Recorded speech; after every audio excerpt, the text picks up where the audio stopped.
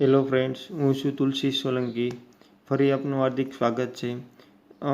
શરૂ કરતાં પહેલાં આ ચેનલને સબસ્ક્રાઈબ ન કરી હોય તો કરી નાખજો અને લાઈક કરજો અને શેર કરજો, જેનાથી આપણે નવા વિડીયો જે બને છે તેની અપડેટ મળતી રહે. તો આજે આપણે ધોરણ 12માં સામાજિક સમાજશાસ્ત્રની અંદર બીજું ચેપ્ટર જે છે તેના વિશે માહિતી મેળવીએ.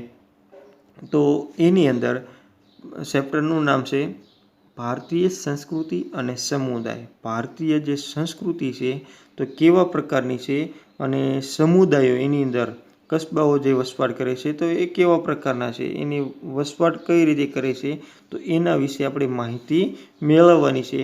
તો મુખ્યત્વે આપણે આગલું જે ચેપ્ટર ભણ્યા હતા કે ભારતમાં વસ્તી અને વસ્તી વૈવિધ્ય અને ભૌગોલિક પરિબળો જે હતા એના રાષ્ટ્રીય એકતા એટલે કે ભૌગોલિક પરિબળો વિશેની માહિતી મેળવી હતી. રાષ્ટ્રીય એકતા વસ્તી વૈવિધ્ય જોયું હતું, તેમાં મુખ્યત્વે આપણે આદિવાસી વસ્તી છે તો એના વિશે વધારે ડિટેલમાં ગયા હતા.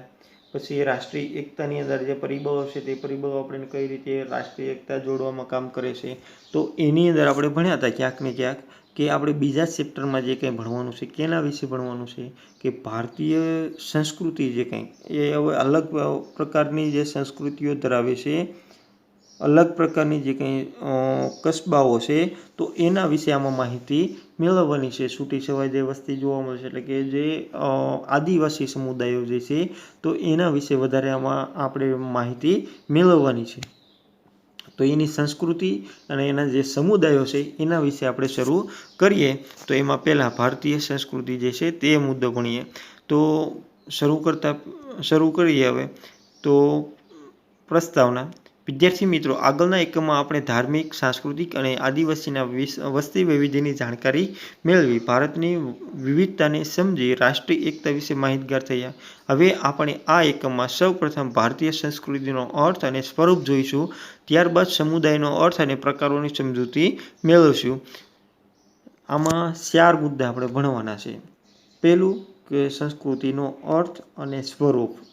સ્વરૂપ એટલે કેવા પ્રકારનું હોય, અને સમુદાયનો અર્થ અને સમુદાયના પ્રકારો એના વિશે માહિતી મેળવવાની છે. સંસ્કૃતિ એટલે કોઈ એક પ્રજાની લાક્ષણિક જીવન રીતિ. જો સામાન્ય વ્યાખ્યા ખાસ યાદ રાખી લેજો, આપણને બીજી વ્યાખ્યા આવડે કે ન આવડે, પણ આપણે કોઈ પણ પ્રશ્ન કર્યો છે કે 3 માર્કનો કે 5 માર્કનો, તો એમાં આપણે ફરજિયાત લખી શકીએ સંસ્કૃતિ એટલે કોઈ એક પ્રજાની લાક્ષણિક જીવન રીતિ. બધાની સંસ્કૃતિ અલગ અલગ હોય છે, તો એના જે રીત રિવાજો છે, રહેણી કહેણી જે છે તો એની સંસ્કૃતિ છે. તો એની લાક્ષણિકતાઓ અને જીવન રીતિ જે છે એને સંસ્કૃતિ કહેવાય.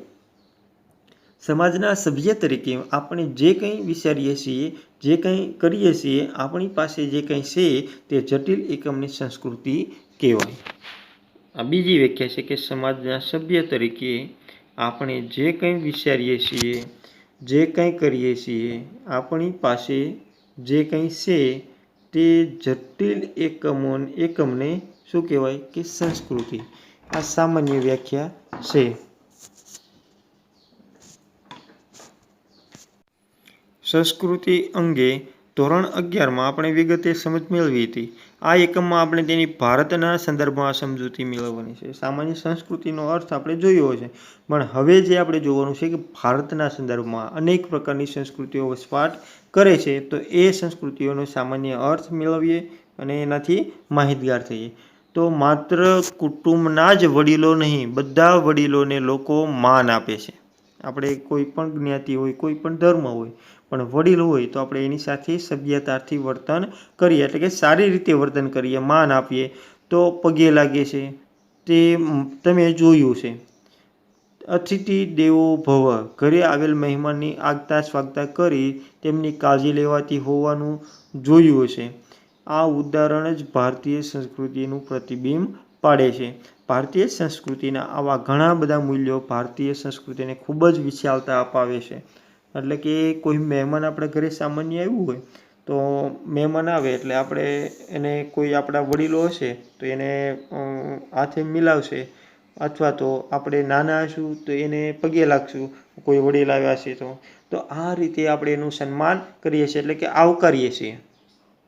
આવે એટલે આપણે કહીએ કે આવો, બેસો, આપણે પાણી આપીએ તો આ આપીએ એક સંસ્કૃતિ થઈ, આગવી સંસ્કૃતિ થઈ. હવે બીજી જગ્યાએ આપણે ક્યાંય પછી આપણે અત્યારે એવું નથી કરતા ભાઈ કે આવ્યા હોય મહેમાન તો ભાઈ કેમ આવ્યા, શું કામ હતું, અહીં કાંઈ નથી, હાલો નીકળો, આપણે એવું તો કંઈ કહેતા નથી.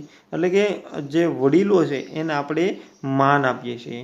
તો એ માન જે છે એટલે કે જે આપણે એની આગતા સ્વાગતા કરીએ છીએ તો એ આપણી સંસ્કૃતિનું પ્રતિબિંબ છે. એટલે કે આપણે સંસ્કૃતિ છે કે એના જે મૂલ્યો છે એ મૂલ્યો સારા એવો વિકાસ પામ્યા છે.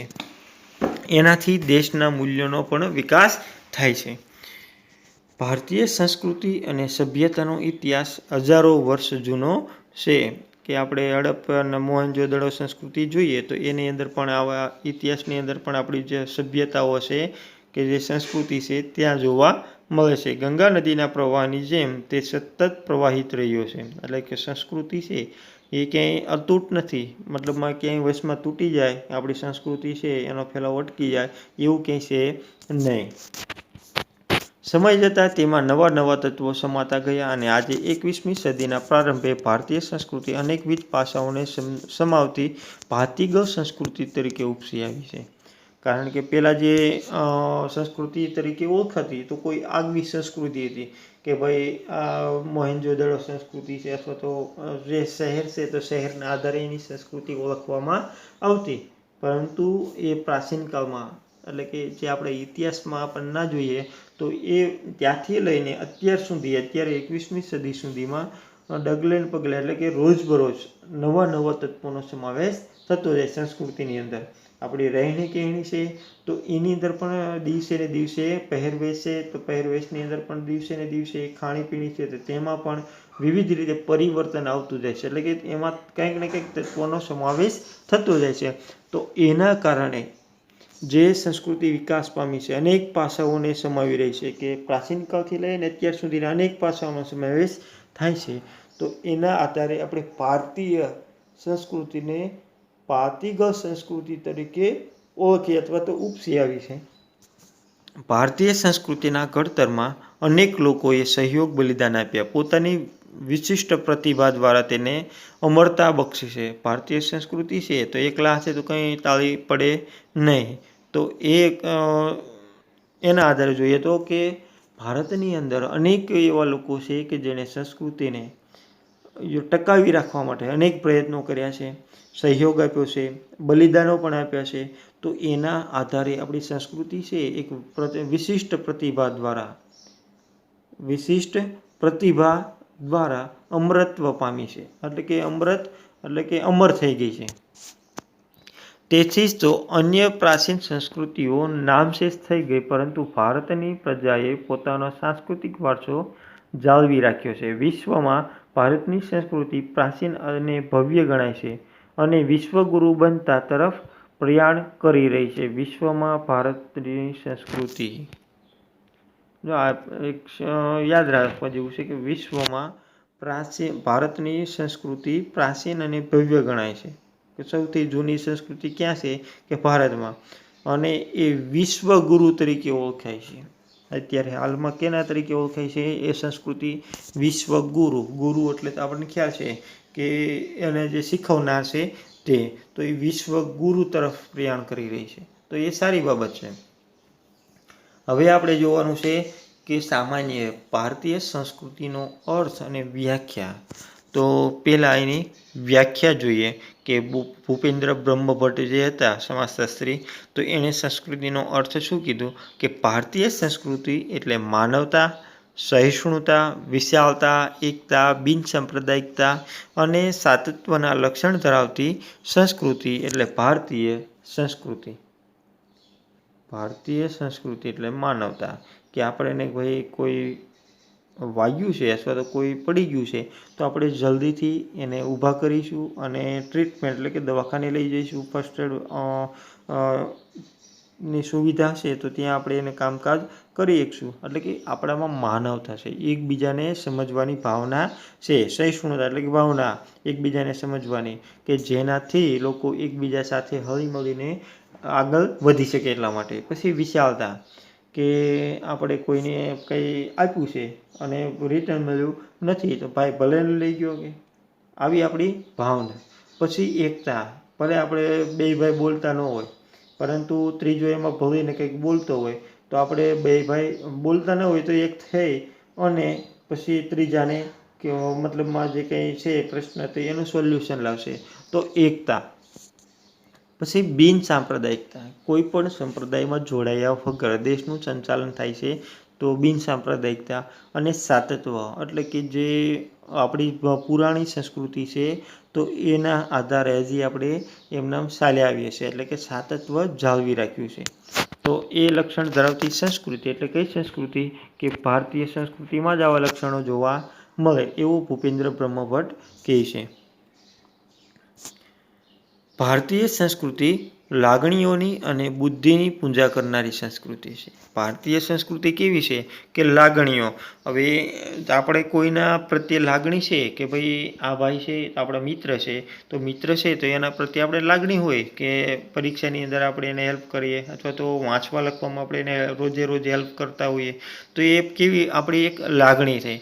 તો એ લાગણીઓ જે છે, લાગણીઓની અને બુદ્ધિ જે છે, આપણી બુદ્ધિ કે આપણે બુદ્ધિથી જે કંઈ ઉપયોગ કરીએ છીએ અથવા તો જે કંઈ કામકાજ કરીએ છીએ તો એની પૂજા કરનારી સંસ્કૃતિ છે. એટલે એની પૂજા કોણ કરે? કે ભારતીય. વિશ્વની અંદર ઓળખાય ને ભારતીય સંસ્કૃતિ એટલા માટે. તો લાગણીઓ તો હોય જ, એટલે કે એકબીજા વચ્ચેનો પ્રેમ. તો એકબીજા વચ્ચેની જે લાગણીઓ છે અને બુદ્ધિ જે છે, બુદ્ધિ તો એના દ્વારા એની પૂજા કરાય છે. ઉદાર ભાવના અને નિર્મળ જ્ઞાનના સંયોગથી જીવનમાં સુંદરતા લાવનારી સંસ્કૃતિ છે. ઉદાર ભાવના એટલે કે આપણે લેટ ગોની ભાવના રાખીએ છીએ કે લેટ ગો કરો. પછી નિર્મળ જ્ઞાન એટલે કે આપણી પાસે જ્ઞાન પડ્યું છે ભંડોળ તો આપણે એનો બીજાને ઉપયોગ થાય એવું આપણે કરીએ છીએ. એટલે કે સંયોગથી જીવનમાં સુંદરતા લાવનારી સંસ્કૃતિ છે. જ્ઞાન વિજ્ઞાનનું સંયોજન કરી સંસારમાં સંવાદિતા પ્રચારવાનો પ્રયત્ન કરનારી સંસ્કૃતિ એટલે ભારતીય સંસ્કૃતિ છે. આ સામાન્ય એનો અર્થ છે, ધ્યાન રાખજો. ઉપર એની વ્યાખ્યા છે ભૂપેન્દ્ર બ્રહ્મભટ્ટે આપેલી. હવે એને અર્થ છે ભારતીય સંસ્કૃતિ કોને કહેવાય એમ. ભારતીય સંસ્કૃતિ એટલે નિરંતર જ્ઞાનની શોધ કરવા સતત આગળ વધતી. ભારતીય સંસ્કૃતિ કેવી છે? નિરંતર જ્ઞાનની શોધ કરે. જ્ઞાનની એટલે રોજબરોજ નવું નવું શોધવામાં વધારે માને છે, એટલે કે રોજબરોજ નવું નવું શોધ્યા રાખે છે. તો ભારતીય સંસ્કૃતિ એટલે નિરંતર જ્ઞાનની શોધ કરવા સતત આગળ વધતી, જગતમાં જે કંઈ સુંદર શિવ અને સત્ય દેખાય તેને લઈને વિકાસ પામનારી સંસ્કૃતિ એટલે ભારતીય સંસ્કૃતિ. એટલા માટે જ સુંદર હોય તો એને પણ આપણે પસંદ કરીએ છીએ, શિવ એને પણ પસંદ કરીએ અને સત્યને પણ વધારે પસંદ કરીએ. તો એટલા માટે જ સત્યમ શિવમ સુંદરમ નામ આપ્યું છે. એટલે કે એથી જ કહેવાયું છે ભારતીય સંસ્કૃતિ એટલે સત્યમ શિવમ સુંદરમ. આપણે પ્રશ્ન અહીંયા બનશે કે ભારતીય સંસ્કૃતિની અર્થ આપી તેના લક્ષણોની ચર્ચા કરો અથવા તો લક્ષણ છે સમજાવો. તો એનો અર્થ પણ આપવાનો રહેશે. ભારતીય સંસ્કૃતિનો અર્થ આપી મતલબમાં પ્રસ્તાવનાની અંદર અર્થ આપવાનો રહેશે અને નીચેની વ્યાખ્યા અને પછી એના લક્ષણોની ચર્ચા કરવાની છે. તો એની અંદર જોઈએ કે ભારતીય સંસ્કૃતિના લક્ષણો. એમાં પહેલું છે સાતત્વ અને પરિવર્તન. ભારતીય સંસ્કૃતિના લક્ષણો કે ભારતીય સંસ્કૃતિ કેવા પ્રકારની છે એના સામાન્ય લક્ષણો જોવા હોય તો એવા લક્ષણોની અંદર પહેલું જ મુખ્ય છે કે સાતત્વ. એટલે કે એનો ક્રમબદ્ધ છે એ જળવાઈ રહે છે, એમાં બહુ મોટાભાગે બદલાવ આવતો નથી. અને પરિવર્તન. દુનિયાની ઘણી સંસ્કૃતિઓ ઉદ્ભવી અને નાશ પામી, પરંતુ ભારતીય સંસ્કૃતિની વિશિષ્ટતા એ છે કે ઘણી મોટી ઉથલ પાથલ થવા છતાં આજે પણ જળવાઈ રહી છે. એટલે તેનું સાતત્વ જળવાઈ રહ્યું છે. એટલે કે પ્રાચીન કાળથી શરૂ કરીએ તો અત્યાર સુધીમાં કે આપણી જે ભારતીય સંસ્કૃતિ છે એમાં ઘણા પરિવર્તનો આવ્યા. કે પહેલાં ઈસવીસન પૂર્વે અનેક રાજાઓ થઈ ગયા. ઈસવીસન પછીના જે સમય હતો એ 1લી સદીથી કે 8મી સદી તો ત્યાં સુધીમાં અનેક પરિવર્તનો આવ્યા. એટલે કે અનેક ઉથલ પાથલો થઈ. 8મી સદીથી 13મી સુધીમાં અનેક ઉથલ પાથલો થઈ. રાજાશાહી હતી તેમાં પણ પરિવર્તનો આવ્યા. 14મી સદીથી 19મી સદી સુધી અનેક પરિવર્તનો આવ્યા. એમાં આપણે ગુલામ પણ બન્યા, પણ આપણી જે સંસ્કૃતિ છે એ એમના સતત જળવાઈ રહી છે. મતલબમાં જળવાઈ રહી એટલે કે જે એમાં ક્યાંક ને ક્યાંક ડૂકો આવ્યો છે, પણ આપણે સાવ નાશ પામી નથી. સંસ્કૃતિ છે એ સાવ નાશ પામી નથી. બીજી અન્ય સંસ્કૃતિઓ છે દુનિયાની, તો એ નાશ પામી છે, પરંતુ આપણી ભારતીય સંસ્કૃતિ છે એ એમનામ સતત ને સતત કાર્યશીલ રહી છે. સાતત્વ સાથે પરિવર્તન એ પણ ભારતીય સંસ્કૃતિનું લક્ષણ છે. કેટલાય આંદોલનો, નવજાગરણ, જૈન બૌદ્ધ ધર્મનો પ્રચાર વગેરે ક્રાંતિકારી પરિવર્તન છતાં સંસ્કૃતિના મૂળભૂત તત્વો જાળવીને ભારતીય સંસ્કૃતિએ સમાયોજન સાધ્યું છે. એટલે કે આપણે રોજબરોજના નવી ઘટનાઓ બને છે, તો એના કારણે પરિવર્તન આવે છે જીવનની અંદર, કે અનેક આંદોલનો દ્વારા પણ પરિવર્તન આવે છે, ક્રાંતિઓ દ્વારા. તો એ પરિવર્તન હોવા છતાં આપણી સંસ્કૃતિ છે એ મૂળભૂત તત્વો સાથે જળવાઈ રહી છે. કે આપણા જે રીત રિવાજો, નિયમો જે કંઈ છે રોજબરોજના, તો એ નિયમો છે એ જળવાઈ રહી છે. તો એટલા માટે જ ભારતીય સંસ્કૃતિ એ સમાયોજન સાધ્યું. સમાયોજન એટલે પરિવર્તન આવ્યું છે, એનો પણ એમાં સમાવેશ કર્યો છે. આપણી જે મૂળભૂત સંસ્કૃતિ છે એની અંદર એનો સમાવેશ કર્યો છે, ને એ સમાવેશ કરી અને આપણે વિકાસ સાધ્યો છે. તો પહેલું લક્ષણ સાતત્વ અને પરિવર્તન. હવે બીજું છે વિવિધતા અને એકતા. વિવિધતામાં એકતા. આપણે બધા અલગ અલગ છીએ, અલગ અલગ ધર્મ પાળીએ છીએ, અલગ અલગ જ્ઞાતિઓ છે, હોવા છતાંય આપણે એક છીએ બધા. કે આપણું ગામ છે તો ગામની અંદર વસવાટ કરતા હોઈએ, તો દરેક નાગરિક જે છે, મતલબમાં દરેક વ્યક્તિ જે છે કે કોઈ પણ ધર્મનો હોય, કોઈ પણ જ્ઞાતિનો હોય, પરંતુ બંને એક સાથે કોઈ પણ બીજા અન્ય સ્થળ પર જશે એટલે બેય છે એક જાતપાત ભૂલી જશે અને બંને એક થઈને કામ કરશે. દાખલા તરીકે આપણે અહીંયા આપણા વિસ્તારના જ બે વ્યક્તિઓ હોય અને બીજા રાજ્યમાં જાય અથવા તો બીજા દેશની અંદર જાય અને ત્યાં જઈને કામ કરે, તો ત્યાં કોઈ નાત જાત કે ભેદભાવ હશે નહીં. ત્યાં બંને એક સાથે રહી અને કામકાજ કરતા છે, એટલે કે કોઈ પણ ધર્મ હશે નહીં. તો એના કારણે મતલબમાં બે એક થઈ જશે. સમાજ બંનેના અલગ અલગ છે, બંનેની સંસ્કૃતિ અલગ અલગ છે, છતાં એ બંને ત્યાં કેવા છે? એક. તો એ વિવિધતાની અંદર પણ બંને એક થશે. આપણે મોટા ભાગે હોસ્ટેલો જઈએ તો હોસ્ટેલોમાં પણ આવું જ બને છે ને. તો વિવિધતા અને એકતા. ભારતીય સંસ્કૃતિ જેવી વિવિધતા બહુ ઓછી સંસ્કૃતિમાં જોવા મળે છે. ભારતની સંસ્કૃતિમાં અનેક જાતિ અને જ્ઞાતિના લોકો તેમજ વિવિધ ભાષા, ધર્મ, ઉત્સવો અને કલાઓ, સંગીત, નૃત્ય વગેરે જોવા મળે છે. આ બધા માટે પ્રાદેશિકતા, ભૌગોલિકતા અને આબોહવા જવાબદાર છે. ખાસ યાદ રાખજો, જે પરિસ્થિતિ અનુસાર કે જુદા જુદા લોકો જે વસવાટ કરે છે. ભારતની સંસ્કૃતિમાં અનેક જાતિ જ્ઞાતિના લોકો તેમજ ભાષા, ધર્મ, ઉત્સવો અને કલાઓ, સંગીત, નૃત્ય વગેરે જોવા મળે છે. આ માટે પ્રાદેશિકતા, ભૌગોલિકતા અને આબોહવા જવાબદાર છે, મતલબમાં વિવિધતાના કારણે.